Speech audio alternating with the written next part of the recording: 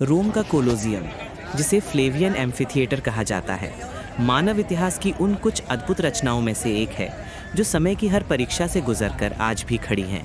लगभग 2000 साल पहले जब दुनिया का सबसे शक्तिशाली साम्राज्य रोम था, तब इस इमारत का निर्माण शुरू हुआ था। ये केवल पत्थरों से बनी इमारत नहीं थी, बल्कि ये उस समय के राजनीतिक, सामाजिक और सांस्कृतिक जीवन का केंद्र थी। इसकी कहानी शुरू होती है 68 ईस्वी में, जब सम्राट नीरो की मृत्यु के बाद फ्लेवियन वंश का उदय हुआ। नीरो का शासन विलासिता, अत्याचार और तानाशाही का प्रतीक था।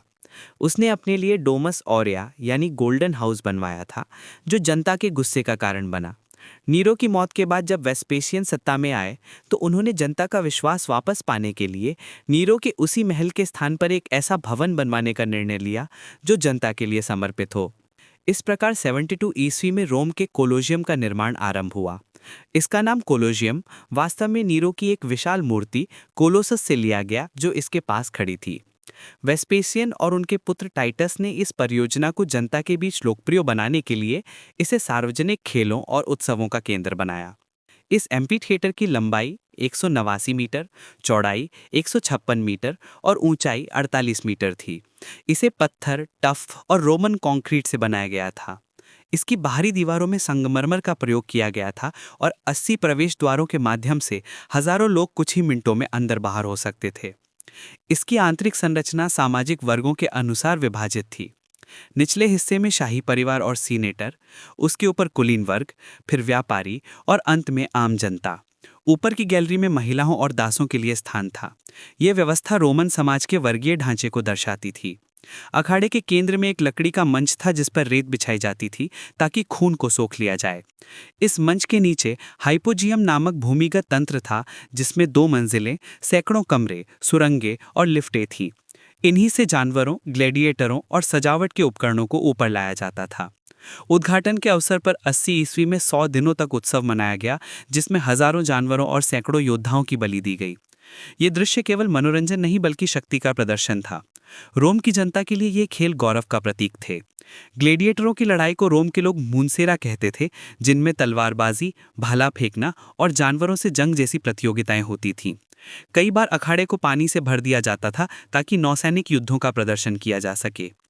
ये दर्शाता है कि रोम की इंजीनियरिंग और संगठन कला कितनी उन्नत थी।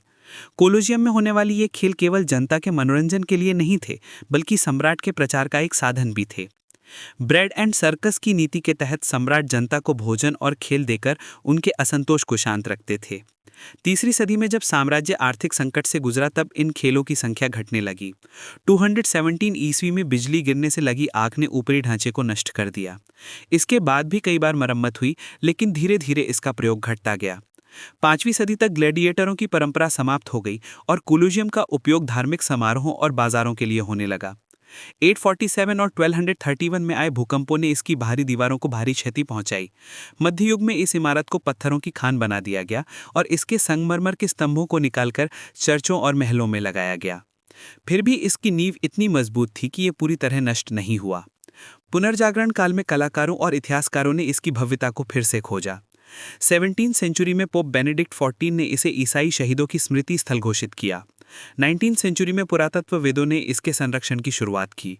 20वीं सेंचुरी में इटली की सरकार ने इसे राष्ट्रीय प्रतीक के रूप में विकसित किया।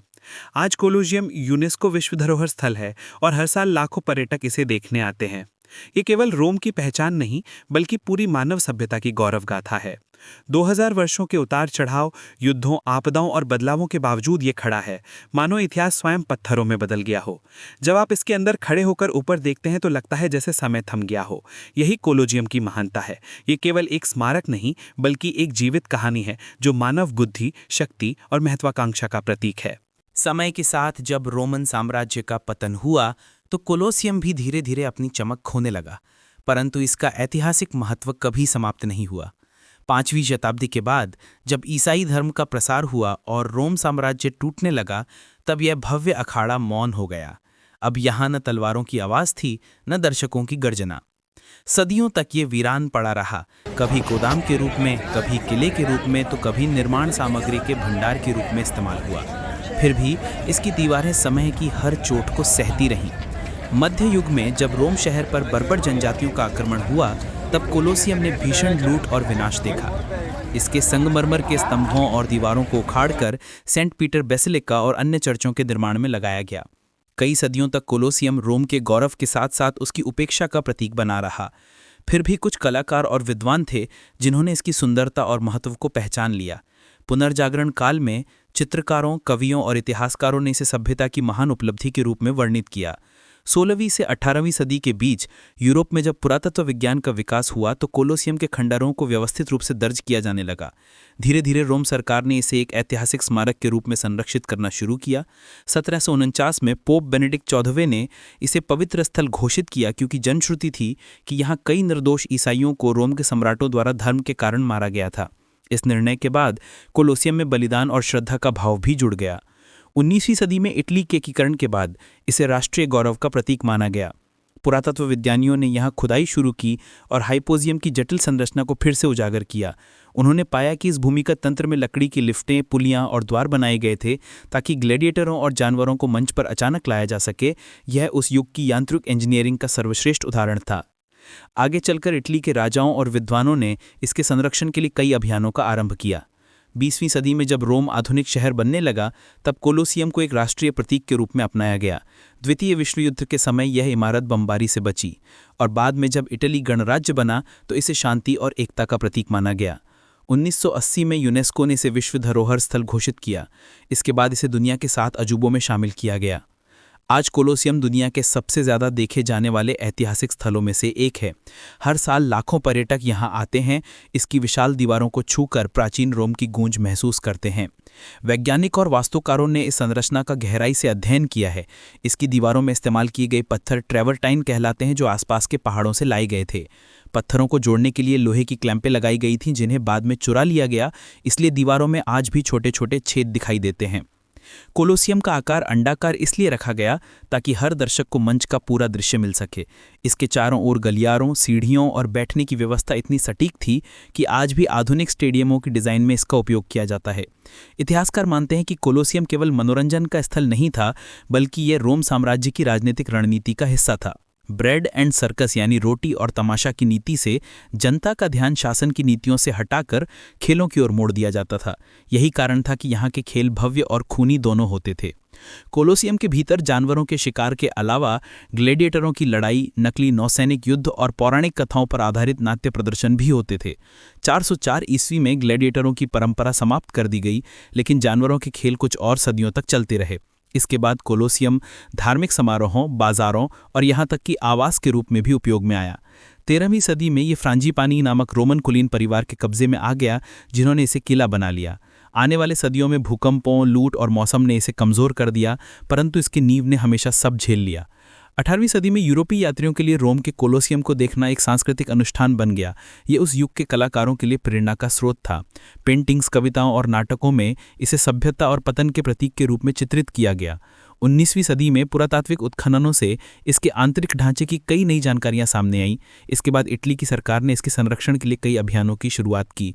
20वीं सदी में इसका पुनर्निर्माण और साफ सफाई की गई ताकि आने वाली पीढ़ियों के लिए सुरक्षित रहे।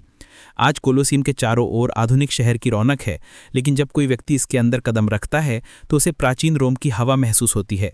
उसकी दीवारें आज भी उसी तरह खड़ी हैं जैसे वो 2000 साल पहले थीं।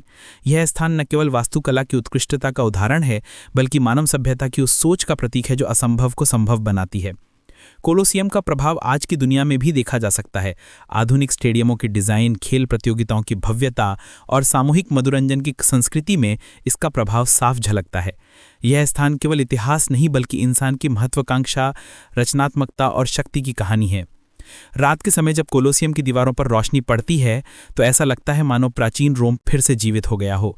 यह स्मारक हमें ये याद दिलाता है कि सभ्यताएं मिट सकती हैं, राज बदल सकते हैं, पर मानव रचनाओं की अमरता बनी रहती है। कोलोसियम आज भी इतिहास के उस अध्याय की तरह खड़ा है जो ये बताता है कि इंसान ने पत्थरों से केवल इमारतें नहीं बल्कि युग गढ़े हैं। यही कारण है कि इसे देखकर हर व्यक्ति यह महसूस करता है कि अतीत कभी पूरी तरह खत्म नहीं होता।